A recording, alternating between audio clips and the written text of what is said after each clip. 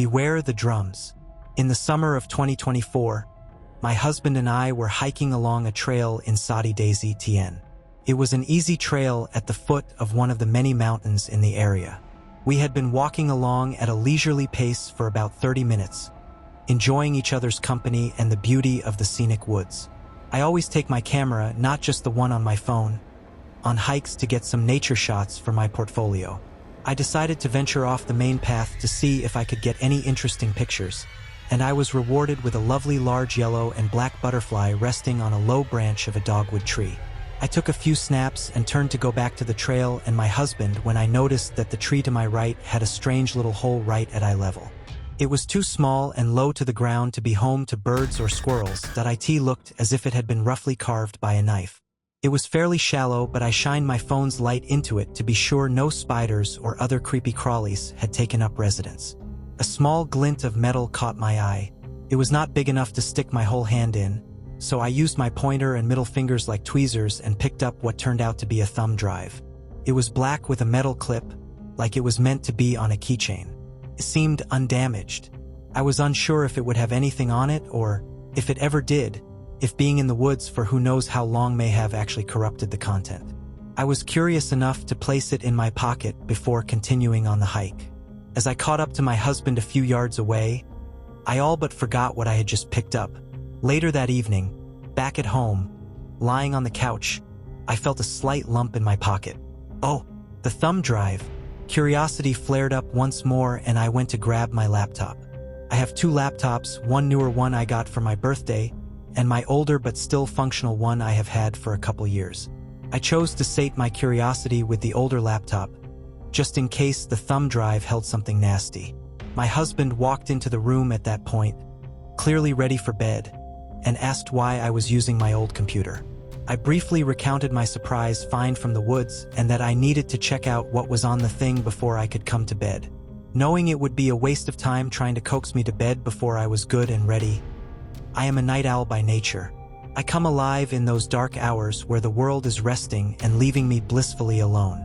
He then kissed me on the head and went off to the bedroom, kindly reminding me to not stay up all night. I was thoroughly surprised that anything happened at all when I plugged it into the port. Electronics are not known for being able to survive conditions more severe than the perfectly controlled conditions of an office. But luck was on my side. The device worked and I was prompted to open the folder for the drive. Inside there were a few picture files, 3 Word documents, 10 audio files, and 5 video files. I was elated. I could have found some classified government documents or nothing more interesting than bootleg audiobook files. Either way, I wanted to know what was on this thing that someone felt the need to hide inside a tree in the middle of nowhere. I clicked on the pictures first. One was a rough drawing of what I could only assume was a rendering of a deformed nightmare cat. It mostly resembled an overgrown bobcat with enormous round eyes and a thick tail that stood straight up. While this was at the very least odd, it did not really increase my interest or raise any flags. It might be anything. People draw weird shit. The next picture was also a drawing, this time of what might have been a pterodactyl sitting at the edge of a small pond. I did not spare any more consideration for this than I did the first. There were 3 other pictures. One of a small, possibly condemned house, the next of a grassy, basin-like area surrounded on all sides by crumbling rock walls. The last was of a clearing and a pond, which looked very much like the second drawing minus the pterodactyl. I was losing hope of having found something worth finding. I decided to check out the other files before abandoning the drive altogether. I should have. I know now why I did not stop, why I did not just snap the laptop shut and shuffle off to bed. I had no choice. I closed the pictures and opened the first Word document. It was titled Wampus Cat and contained a few notes on the mythological creature. Some lines looked like they were copied and pasted from Google and Wikipedia. From the description, I assumed these notes correlated to the first picture I had seen. At least now that image made some sense. I started to develop a theory about the contents. It seemed like whoever saved these files was into cryptids, which around here is not an unheard interest. I have at least 3 very good friends and half my family that would swear that Bigfoot is real. I have no opinion either way. The second Word document was untitled and contained nothing but one name, J.M. Underwood. Very disappointing. At that point, I clicked on the first audio file. I'm not sure what I expected to hear. Maybe just random musings on the Wampus cat or something similar. I was not prepared for what actually played. The first few minutes were forest sounds like birds, rustling leaves, crickets, but also what seemed to be someone running and his or her labored breathing. The recording was 22 minutes in length. I skipped about 3 minutes and landed midway through a woman's sentence. Not expect to be forgiven, but maybe understood. I knew I had gone too far, so backed up until I found the beginning. I heard this woman's story, but it had to be a joke. This was almost certainly a prank, a well-crafted and elaborate hoax, but a hoax nonetheless. I absolutely did not believe her warning. I actually laughed thinking that no one would be fooled by this. Regardless of my skepticism, I felt it was entertaining. Within this first recording, she instructs to listen to all the other recordings in chronological order. So I did. I got through about 5 of the audio files that night, still certain that I had simply stumbled upon someone's idea of fun. I went to bed, unburdened by the questions that would eventually haunt me. I wish I had stopped there, lost interest in the whole thing after that night, but I did not see the harm in hearing the remaining content. I even thought it would be cool to play along with the prankster, post everything online, maybe go viral or something. It would get my name out there, and maybe my photography business would pick up a bit. It was only a side hustle, but it was still my dream to become a professional and earn enough to quit my day job. So I listened and I watched. You may wonder why I am not posting all the actual audio and video files, just the transcripts. It is for the safety of anyone that may come across this. The first few do not seem to be dangerous, and not everyone that has heard the drums is affected, but I will not risk it. Not again. I still think this story needs to be heard. In honor of those involved, I feel I must give voice to their memory. But please, do not try and find anything, anyone, or anywhere within this text. I am changing some of the location names, and I have removed all mentions of addresses, directions, and altered a few of the location descriptions. Also, I have called it a transcript, but I have written not just the words, but tried to give the context and feel of the audio.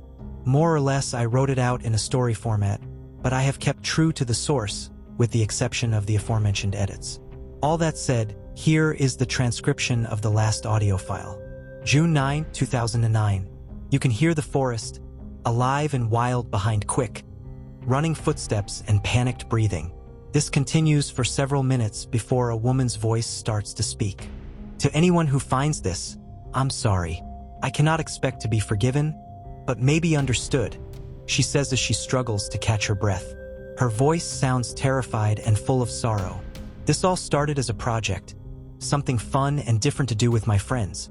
We were all interested in the paranormal, cryptozoology, and urban legends, so we decided to be the modern-day Grimm brothers, collecting stories and sending them out into the world. It was only supposed to be stories. A loud sniff leads into the sound of her sobbing. After a moment, she regains enough composure to continue. I wish I could give some comfort to the families of Jim, Nadia, Jada, and Alan, but I don't know where I would even begin. I cannot tell them what has happened, where their loved ones are now, or why none of us can ever come home. There is another long silence, and then, I don't have long and I'm on my last set of batteries for this recorder. I only wanted to apologize because if you find this, it's already too late. It has invited you in. If you can find the will, if it's even possible, do not go. Leave well enough alone. Don't search for the Wampus cat and never listen to the drums.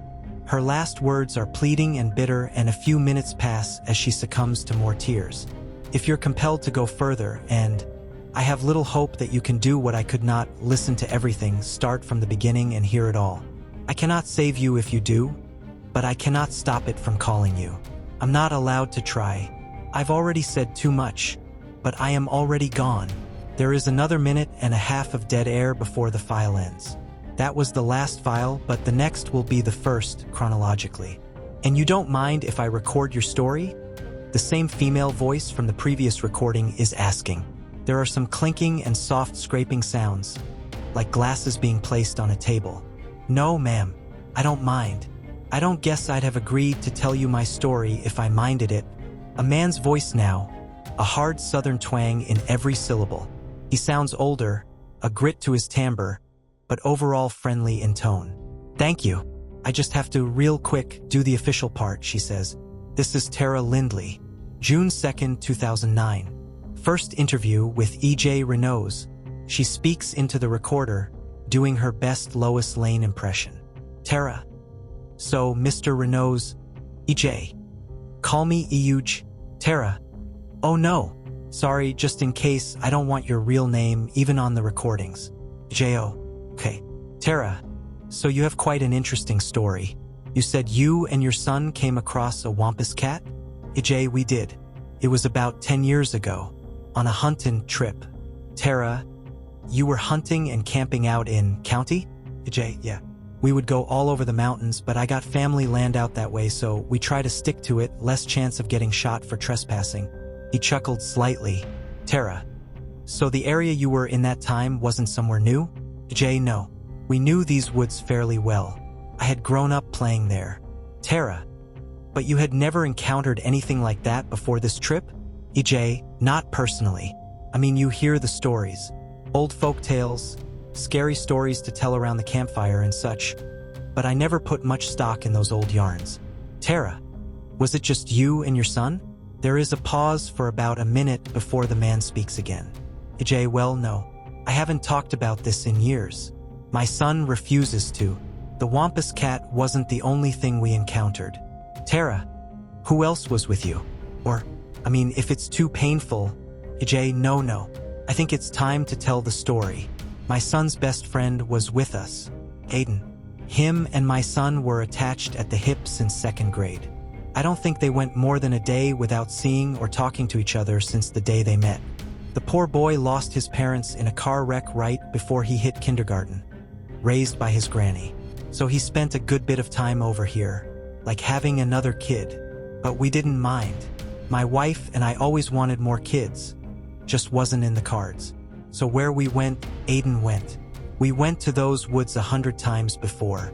CG was pushing to camp out further to the edge of the property line on the 2nd night because we hadn't seen any trace of a deer since we got there. We all agreed and packed up to hike out to the northernmost boundary.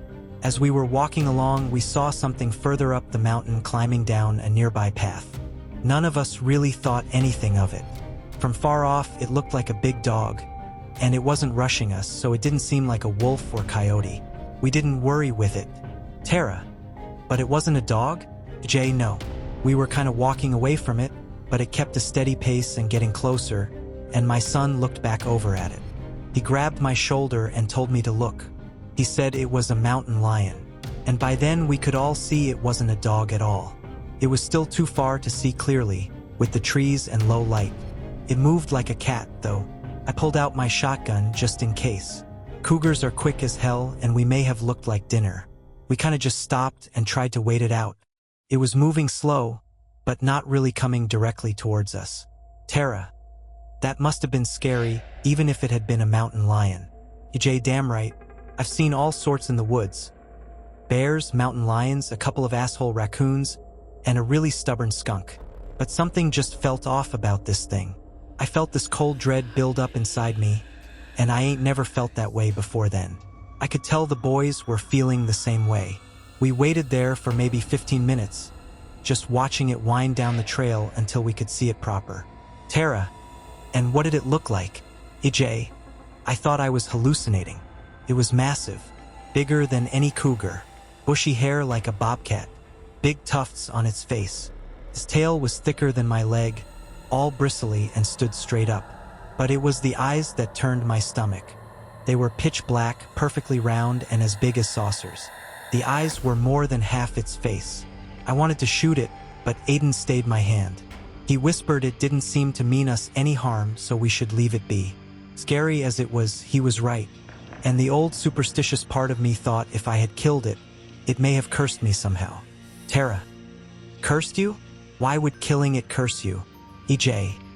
There are some things you just don't mess with. You don't play with Ouija boards, you don't call for Bloody Mary, you don't go walking in the woods alone, and you don't shoot at otherworldly animals just because it scares you. Tara. So it just passed you by? Went on its way? EJ. It did, but not before stopping about 5 yards away and stared straight at us. Was Weird. I don't know how long it watched us, but it felt like forever.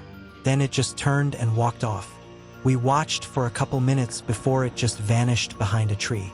Tara, like it disappeared or you just lost sight of it. AJ, like it turned to smoke and was no more. I couldn't tell you for certain, but it was just gone. My son and I were relieved, ready to just take our packs and get the hell out of Dodge. Aiden wanted to follow it. Tara, why? AJ, who knows? He said he wanted to get a picture of it, but none of us had a camera. Either way, I don't think that was the real reason. Tara, what do you think it was? EJ, eat up with curiosity? The boy was always a bit foolhardy. He kept pestering us to turn back and head off after the thing. Aiden got frustrated at us for not running off to find it. I think that's why he got lost out there, looking for that damned cat. Tara, he got lost? For how long? EJ, he's still lost. He never found his way home, and we were never able to find him. There is a long silence. Tara, Teach, that's terrible. Did he just run off after it? She sounds uncomfortable, but empathetic. EJ, he must have done. It wasn't right then, but after we made camp, he was still itching to go. CG and I were in the tent. We think he must have rushed off when we went to sleep. At some point he was there, shaking CG to wake up. He was mumbling something about the cat and some nonsense about drums. Tara, drums? EJ, he said he was hearing these loud drums. We didn't hear anything and told him to just calm down and go to sleep. We could figure everything out in the morning. He laid down in the sleeping bag next to CG and we all went back to bed. Or at least I thought we did. Tara, he didn't? Jay, no. Next morning he was gone. Left all his stuff, even his gun and flashlight. Just like the cat, vanished without a trace. We searched all that day, finally heading back into town and calling the sheriff.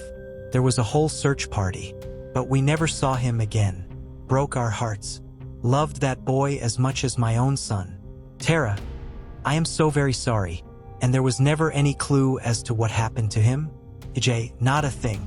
There was a deputy that found some weird carving in a couple trees, but that could have been done by anyone. Tara, carvings of what? Like symbols? Jay, no. Words carved into a couple trees.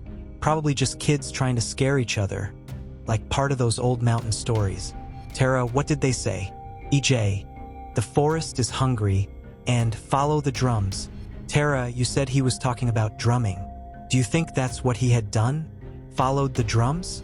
EJ, I don't know if that's what he was trying to do, but there's never been any drumming. Not that I've heard. But the sheriff's department ultimately said he probably wandered off into the dark and fell into a ditch or off some steep embankment. Died from injuries. Tara, do you think that's what happened? EJ, I wish I did. I wish I could accept that he is just gone. But no. I never believed that he just fell and died. We'd have found something, anything, but we didn't. Tara, do you think it had something to do with the Wampus cat? EJ, honestly, I have no clue. Strange things happen in the woods. This is why you never go alone. Don't matter how big and brave you are, you just never go alone. My dad always told me that. Not only is it just good sense, but why risk it? Tara, you said something about old mountain tales. EJ, are you from around here? Tara, I'm from Tennessee, but not this area. I've been more of a city girl. Jay, then you never heard of the man under the mountain? Tara, no. Is that a local legend? EJ, local, yes, but maybe not a legend. My grandparents talked about it like it was a historical fact. No one knows where it came from, but they say if you go walking alone in the woods, the man under the mountain starts to call for you. Once he does, you belong to him. He takes you under the mountain and you're never heard from again. Tara, do you believe it? EJ, I didn't. I don't think I really do now, but Tara, but Aiden, EJ, yeah. For a long time, I was convinced he was taken by the man under the mountain. It was silly, an old man grasping at straws. My son would get angry anytime I brought it up until one day he just flat out told me to drop it. Never mention it to him again. So I stopped talking about it, did my best to move on, and tried to forget. Tara, so what made you want to share your story now? EJ, I'm not entirely sure. I'm getting on, my wife is gone now, and my son has his own life to attend to. I think I wanted to have some way of knowing it wasn't all some awful nightmare. To see if anyone could find that damn creature we saw that day. We had never heard of a wampus cat, and we only called it that later when my son started searching for it on the internet. Closest thing he could find was the wampus cat. I'm not positive that is even what it was. Tara, so you are wanting someone to get proof? EJ, if it's possible. And maybe if someone else could see it, maybe there might be some clue about what happened to Aiden. Tara, oh, you thought I was... EJ, well, I know you said you were gathering stories, but I could tell you where we saw it, and if you stayed a safe distance off, got a picture. Tara, I don't really do the whole camping thing, and your story, EJ. I have been back to those woods plenty, and no one else has ever dropped off the face of the earth. Tara, but you haven't seen the wampus cat again either, right? EJ, well, no, but just seeing it ain't dangerous. Me and my boy are still here, and if you had a few people with you, no one goes wandering off, you shouldn't be in any more danger than sitting here in my living room. There is silence for a few minutes. Tara, I mean, I could see where it would make the story more believable, and it would be a huge discovery. She sounds unsure at first, but you can hear the intrigue grow with every word, talking herself into the potentially dangerous exploration. EJ, exactly. Be like finding Bigfoot. Tara, okay. I suppose I could rough it a couple nights. She says with much more confidence and excitement. EJ, you got a gun? Tara, no. All I have is pepper spray. EJ, make sure at least one person takes a gun. Tara, but you said, EJ, not for that, but it's still out in the forest. Bears, wolves, you'll need a gun just for the normal stuff out there. Tara, oh, I see. I'll see if any of my friends have a gun then. EJ, good girl. You'll have fun. Camping is good for you city kids.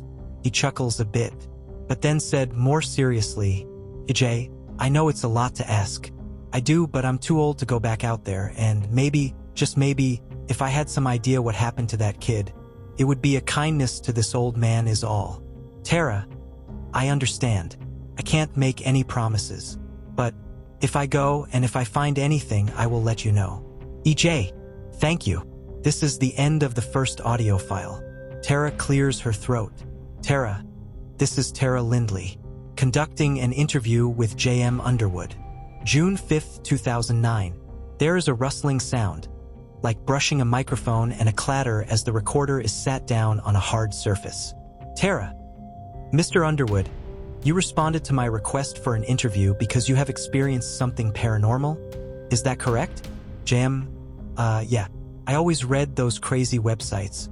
Most of the people on there are whack jobs or attention seekers, but you come across a few that really stick in your head.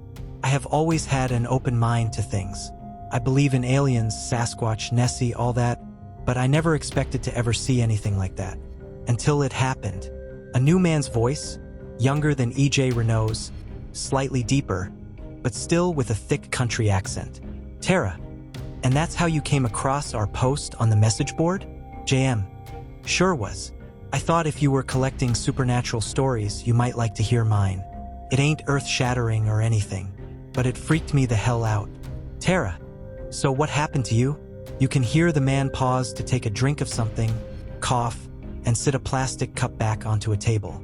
J.M. I've lived in for about 20 years.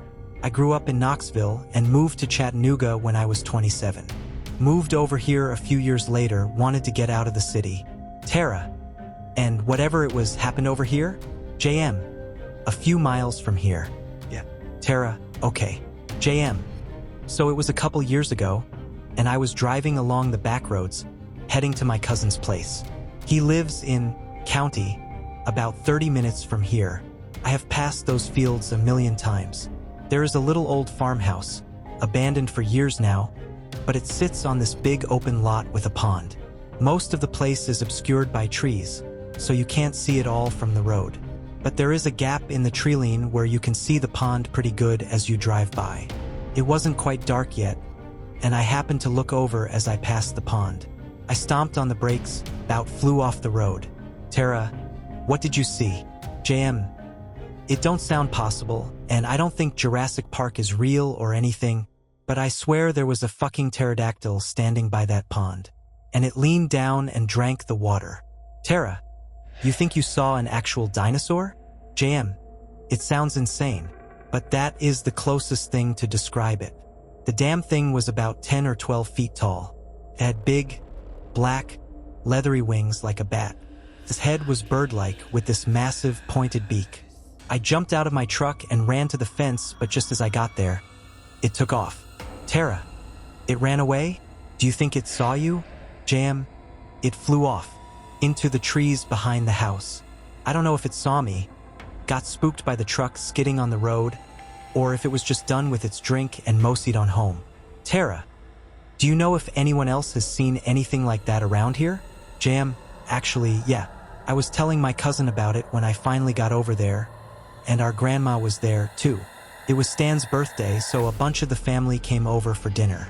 Anyway, Granny laughed at me after I told her I saw a dinosaur. Tara, she didn't believe you? JM, no, she did, but she told me it wasn't a dinosaur and that those things were all over the mountain. Tara, there are more of them? JM, I don't know if there are. That's just what she was saying. Tara, did she say what they were? JM, yeah, she called them the wards of the mountain. Tara, wards of the mountain? What does that mean? JM, you know that old generation, they have a superstition and myth about every little thing.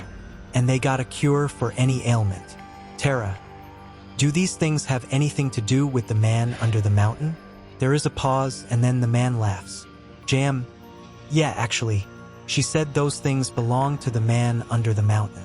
They are what get you if you go walking alone in the forest. They are his children doing his bidding and guardians of his mountain. I believe in a lot of out there stuff, Ms. Lindley, but that's just a load of old country guff. Tara, still interesting. JM, sure. I just wouldn't waste a lot of brain power on it. I mean, do what you want, but I wouldn't. Tara, have you ever heard of a wampus cat? JM, a wampus? Tara, a wampus cat. JM, I don't think so. What is it? Tara, I had just heard another story from a guy in this area. He had seen what he called a wampus cat. He was the one that mentioned the man under the mountain. JM, well, if he's from here, then that's no big shock. Everyone has some tale or other about it, but that's all it is. Like the boogeyman, a way to keep your kids from running off into the woods and getting lost or hurt. Just folklore. Tara, I'm sure that's true. Have you ever seen anything like that since? JM, nope. I passed that pond often enough, but it's never been back. Think you'll be able to use this in your book? Tara, oh, definitely. I really appreciate your time, Mr. Underwood. JM, no problem. Thank you for hearing my story. There's another slight jostling sound and the recorder clicks off. This is the end of the second audio file. Tara, this is Tara Lindley. June 7th, 2009. I am here with Nadia, Jada, Jim, Alan, and Alan, yelling and interrupting Tara. There is an audible sigh. Tara, yes, and Alan. We are preparing to head out to the spot where the wampus cat was sighted. Alan. Yes, and we are very excited. Alan's voice sounds sarcastic and amused. Tara, well, I am excited. We might make the discovery of a lifetime. Nadia, or come home with nothing but mosquito bites and poison ivy. Tara, you don't have to come, Nadia. No one's twisting your arm. Nadia, I didn't say I don't want to come, but I don't think we should get our hopes up. It's been seen once in more than 10 years. We don't even know if the guy was telling the truth. He could have just been messing with you. Tara, I don't think he was, but even so, what's the harm in checking it out? Jim, should I bring a whole box of bullets? Does that seem excessive? Alan, how many bullets does it take to kill a dinosaur? Tara, we're not killing anything, and I don't think we'll see any dinosaurs. Alan, dinosaurs are preposterous, but the demon kitty is totally gonna show. Said with mock condescension. Jim, so, the whole box? Sounding unsure. Tara, whatever you want. I doubt you'll need any of it. It's just a precaution. Jim, but what if we get attacked by a bear? My brother went camping up in the Smokies a couple summers back, and they saw like 3 bears. Tara, did the bears attack them? Jim, no, but you never know. Could come across a hungry bear. Alan, go ahead, Jim. Pack all the bullets. Jim, I will then. There is some commotion in the background. Crinkling sounds, scraping and shuffling sounds, as though everyone is putting things in bags for the trip. You can hear someone humming, working on the railroad in the distance. Jada, who's riding with me? Tara, we can all fit in one car. Jada, not with all the camping supplies. They won't all fit in your trunk. Alan, might be smart to take 2 cars anyway, just in case. Tara, in case what? Alan, I don't know, if one breaks down or gets stuck. Maybe the Wampus cat eats cars. Tara, okay. We'll take Jada's Jeep and my car. Jim, I don't think we should take your car. It's not built for off-roading. We can take my truck. Put all the tents and coolers in the back. Tara, okay. Let's get everything packed up. I want to get to the spot before it starts getting dark. This is the end of the 3rd audio file. Tara, so we have arrived at the head of the trail leading to the campsite on EJ's property. This is about 2 miles from where he encountered the Wampus cat. Jada, are we walking the whole way? Jim, the trail is too narrow to drive, so we kind of have no choice. Nadia, that's why we have you, Alan. You're our pack mule. Alan, why me? Nadia, because if you are concentrating on carrying a bunch of stuff, it might shut you up for a few minutes. Tara, Nadia, seriously, I had enough of you 2 bickering on the way up. I am trying to document this. Sounding frustrated. The sounds of a truck bed being lowered, a few grunts and groans and shuffling, scraping against metal, a couple muffled thuds, carry on in the background. Jim, I've got that for you, Jada. Jada, oh thanks. Alan, so you're really gonna make me carry the tents and the big cooler? Tara, who has my camera? Jada, I put it back in your backpack with the 2 spare batteries. Tara, okay. I want to get some video footage once we get camp set up. Alan, for science, of course. Keys jingle, some metal clanks against metal, and the rhythmic movement of footsteps beginning a journey sound as the audio file ends. This is the end of the 4th audio file. The first video file plays. The image pans in a long, steady motion across a modest campsite, 2 large gray tents, in the center of a clearing in the midst of tightly grown trees. The area is so small that the canopy of the surrounding forest overshadows it and light is heavily filtered to the ground below. There is a young woman, roughly 22 or 23 years old, sitting on a cheap nylon camping chair next to the tent closest to the camera. She has long black hair pulled straight back into a tight ponytail. Her skin is deep brown, covered by a pale yellow and gray striped tank top and black yoga pants. Her face is bemused as she watches 2 young men trying and failing to build a fire. From her voice later in the video, this is Nadia. One of the 2 men is hunched over a haphazard pile of twigs and logs sitting within a neat circle of mismatched rocks. The hunched man is also in his early 20s, a mop of bright blonde hair, ever so slightly matting right at the scalp from sweat. His skin is pale and freckled. His face, though scrunched in concentration, is round and kind-looking. His orange Vols t-shirt and camo shorts have smudges of dirt that match his arms and shins. This appears to be Jim. The second man is sitting on his knees to the left of Jim. He has dark brown hair poking out beneath a plain black baseball cap. His skin is tanned and also fairly dirty. He's wearing a green and blue t-shirt that is too big for his slight frame and his black basketball shorts. This is Alan. Jim is holding a handheld torch and Alan has a large bottle of lighter fluid aimed at the would-be fire and ready to squeeze. You 2 are gonna blow yourselves up. You realize that, right? Says a voice close to the camera microphone. Tara. Jim looks over, smiling sheepishly, and Alan flips off the camera while grinning impishly. Nadia looks nervously over to the camera, gets up out of her chair, and quickly backs away as Alan applies a copious amount of lighter fluid to the woodpile. Jim fires up the torch and slowly lowers it while turning his face in the opposite direction. There is a whooshing burst of fire that causes Jim to half fall, half jump backwards, landing on his butt. A raucous laughter follows and the camera trains on Jim's face, now dotted with specks of dirt and half a leaf. A couple Eagle Scouts right here, Jada's voice announces from out of frame. I don't see you doing any better, or anything at all. You want to do it? Alan calls over. Yeah. I told you that before, jackass. Jada snaps back. She appears from the left of the frame, walking towards the now dormant fire. She is tall, thickly built, with light brown and curly shoulder-length hair. She has on a loose-fitting pale pink tank top and khaki capris tapered at the knee. Tara's voice sounds into the mic once more. While Jada fixes the fire, let's take a look around. The camera turns slowly, deliberately as crunching footsteps indicate Tara is walking away from the campsite. We arrived here about an hour ago. We have maybe 2 or 3 hours before sunset.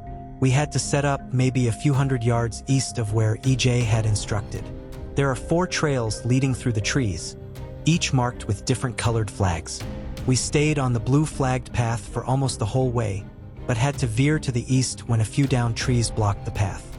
We brought along our own trail markers to ensure we don't get lost if we needed to leave the path to continue our search for the mysterious Wampus cat. There have been no signs of any large wildlife as of yet, but we have seen about a dozen squirrels, a few rabbits, and even a deer. The camera scans along the trees, and a squirrel can be seen skittering up a nearby trunk, pausing halfway, twitching, then racing to the upper branches. The rest of the forest looks tranquil and unexciting. Well, I hope I can get something more interesting on film than those 2 idiots. And the video file ends. Tara, whispering, "Did you hear it? Nadia." "Hear what?" "Tara. Shoo. Listen. There is a faint pounding sound, barely audible." Jada, also whispering, "I hear something." "What is it?" "There is a buzzing sound, like a phone going off." Tara, "Shit." She yelps in surprise. "It's from Alan. They hear it too." Nadia, "Should we have them come over to our tent?" Tara, "You think it's safe?" Jada, "Jim has the gun." The pounding sound again, slightly louder. Jada, "Text them back. Tell them to bring the gun." Nadia, "What if it's that old guy screwing with our heads?" Tara, "I doubt it. He's like 70. Why would he?" Nadia, "I don't know. Some people are sick in the head." The pounding is becoming more distinct, like drums played far off in the distance. Tara, "Just be quiet for a minute. Did that sound closer?" Jada, "I can't tell. Did you text them?" Tara, "Yeah." Alan hasn't replied. Wait, the sound of a zipper whines, and you can picture the pull being dragged in an arc and then a sharp intake of breath. Jim, what the fuck is that? Alan, if that's drums playing, then I am getting the fuck out of here. Again the pounding sound, louder, a rhythm becoming clearer. Tara, you think we should pack up and leave now? Shouldn't we wait until morning? Alan, pack up? Fuck all this shit. I will buy you a new tent if that's what it takes. We get ourselves the flashlights and Jim's dad's gun and peace the hell out right now.